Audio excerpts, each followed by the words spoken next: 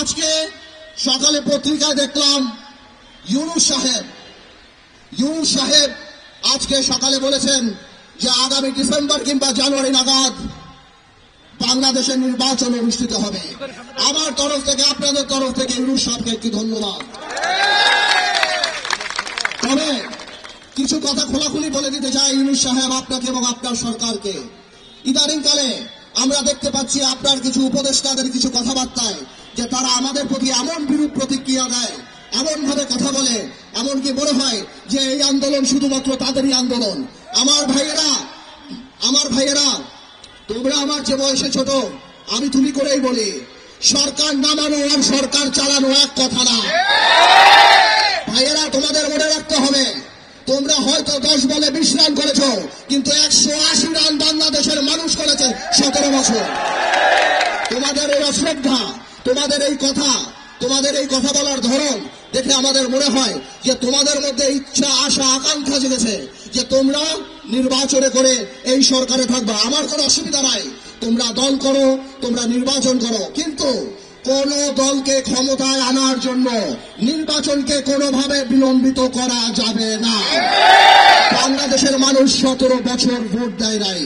আমরা জনগণের কথা বলি, তোমরা যদি কোনোভাবেও এই সরকারকে প্রভাবিত করার চেষ্টা করো নির্বাচন বিলম্বিত করার জন্য, তাহলে মনে রাখতে হবে যে তোমরা সাধারণ মানুষের বিরুদ্ধে অবস্থান করছো।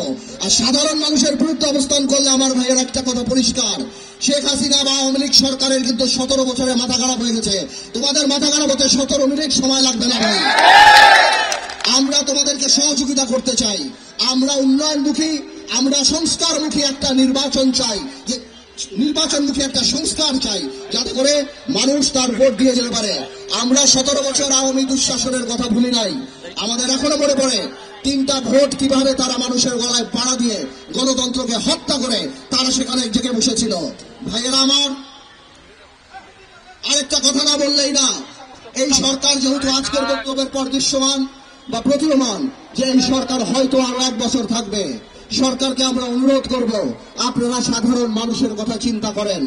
ইউনূস সাহেব, অর্থনীতি আর রাজনীতি এক জিনিস না। অর্থনীতিতে 2 আর 2 4 হয়, রাজনীতিতে 2 আর 2 22 হয়। ইউনূস সাহেব, আপনি আপনার উপদেষ্টা একবার বাজারে যেয়ে দেখেন, সাধারণ মানুষের নাবিশ্বাস উঠে গিয়েছে। জিনিসপত্রের যে দাম, মানুষ বাবা সন্তানদের সাথে ভাত খেতে লজ্জা পায়, বাজারে গেলে মানুষ লজ্জা পায়।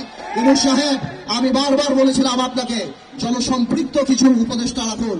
আজকে এখানে যারা বসা, কেউ বাণিজ্য মন্ত্রীর নামও বলতে পারে না। ইউনূস সাহেব, এভাবে করে আপনি হয়তো থাকতে পারেন, কিন্তু আপনার কিন্তু মানুষের কিন্তু ক্ষোভ আপনার উপরে বেড়ে যাবে। আজকে ব্যবসায়ীদের সাথে কথা বলেন, ব্যবসায়ীরা গোপনে আমাদেরকে বলে তাদের অবস্থা এত খারাপ, তাদের ব্যবসা বাণিজ্য হচ্ছে না। গার্মেন্টসের কর্মীদের এই অবস্থা যে কেউ চিন্তা করতে পারে যে কোনো সময় ফ্যাক্টরি বন্ধ হয়ে যেতে পারে। আপনি ব্যবসায়ীদের সাথে বসেন। ইউনূস সাহেব, মনে রাখবেন, আপনারা কাজ করেন, কিন্তু পলিথিন বন্ধ করা, হর্ন বাজানো, গ্লাস সরা, প্লাস্টিকের মগ রাখা, এইসব আপনাদের কাজ না। আপনারা ঠিক করেন আপনারা কি কাজ করবেন। আমরা কথা দিচ্ছি, আমাদের সকল সহযোগিতা আপনারা পাবেন। আরেকটা কথা ইউনূস সাহেব না বললেই না, এখনো আমরা দেখি আওয়ামী শাসন আমলের দুর্নীতিবাজরা ঘুরে বেড়াচ্ছে। আপনি দরবেশ সালমান রহমানকে অ্যারেস্ট করেছেন, এই জন্য আপনাকে আমরা সাধুবাদ জানাই, কিন্তু সাবিটা আজিজ খানকে আপনি এখনো ধরতে পারেন নাই। আপনি এসালামের মতো মানুষকে এখনো ধরতে পারেন নাই। আমরা শুনি তারা নাকি দল করে বিদেশে ঘুরে বেড়ায়। আপনি এখানে আসছেন, সারা বাংলাদেশে, সারা পৃথিবীতে 8-10টা মানুষ থাকলেও আপনার প্রোফাইল সবচেয়ে বড়। আপনি সেটা ব্যবহার করেন, তাদেরকে দেশে নিয়ে আসেন। বাংলাদেশের মানুষ দেখতে চায় এই অর্থনৈতিক রাষ্ট্রদ্রোহিতা যাদের, তাদের বাংলাদেশের মাটিতে ফাঁসি হচ্ছে। যারা বাংলাদেশের মানুষের লক্ষ কোটি টাকা চুরি করে বিদেশে পাচার করছে, আর এই দেশের মানুষ ব্যাংকে টাকা উঠাতে পারবে নাকি সেই নিয়ে চিন্তিত থাকে, তাদের বিচার করতে হবে। এখনো যারা পালিয়ে গিয়েছে, ইউনূস সাহেব, আমি জিজ্ঞেস করতে চাই, কেন তাদের সম্পত্তি আপনি ক্রয় করছেন না?